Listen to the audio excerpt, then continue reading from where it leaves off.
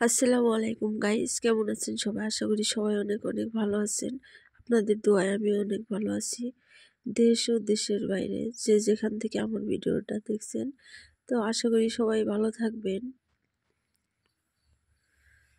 তো আমাদের এখানে বাড়ি করার কাজ চলতেছে।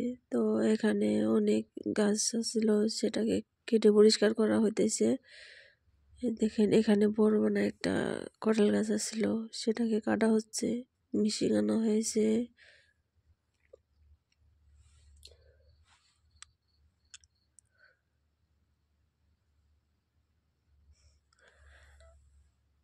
তো কেমন করে কি করি, কেমন করে বাড়ি করি, এই জায়গাগুলো পরিষ্কার করতে হবে। মিনিমাম 10-12 দিন লাগবে।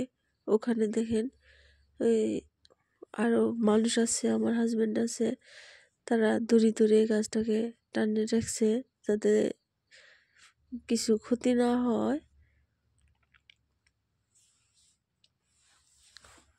দেখেন এখানে অনেকগুলো গাছ কেটে ফালানো হয়েছে। এই তো দেখেন গাছটা কিভাবে পড়ে গেল। আপনারা হয়তো আমার কথা শুনে বুঝতে পারবেন যে আমার বেমার হয়েছে।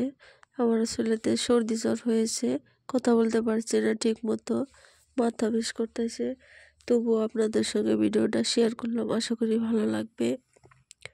তো আমার এই ভিডিওটা যদি ভালো লাগে একটা লাইক দিয়ে আমার পাশে থাকবেন, ভিডিওটা শেয়ার করে দিবেন।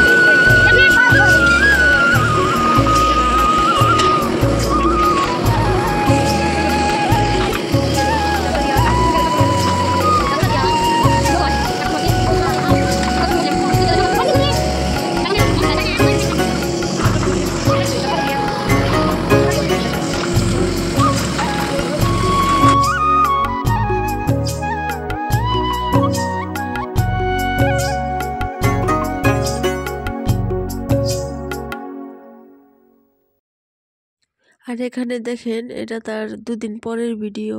এই যে জিসিবি আনা হয়েছে, গাছগুলা যে কাটা হলো তার মোটা তোলার জন্য, না হলে কি হবে, ঘর করলে মাঝে ফেটে যাওয়ার সম্ভাবনা থাকবে। তার কি কাম আছে, আগে হয়ে করা নেওয়া ভালো, পরবর্তী যাতে অসুবিধা না হয়। সে কারণে জিসিবি এনে মোথাগুলা তোলা হবে, সব কেটা মোতা তোলা হবে। আরও আমাদের যে ল্যাট্রিন বাথরুম হবে সেটারও গাড়া খুঁড়ে রেখে দেওয়া হবে আজকে, সেই জন্য আর কি আনা। আপনারা কমেন্ট করে জানাতে পারেন কিভাবে দিব আমরা ঘর বা ল্যাট্রিন বাথরুম। তো আমরা চেষ্টা করব আপনাদের কথা রাখার জন্য।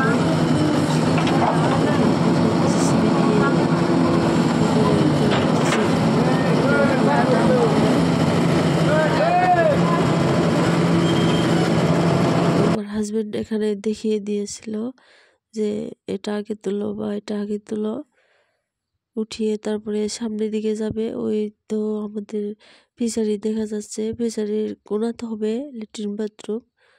আসলে জায়গা না থাকলে যা হয়, কষ্ট করে আর কি করে থাকবো। তো তার মাঝেই চেষ্টা করতে হবে ভালো থাকার জন্য।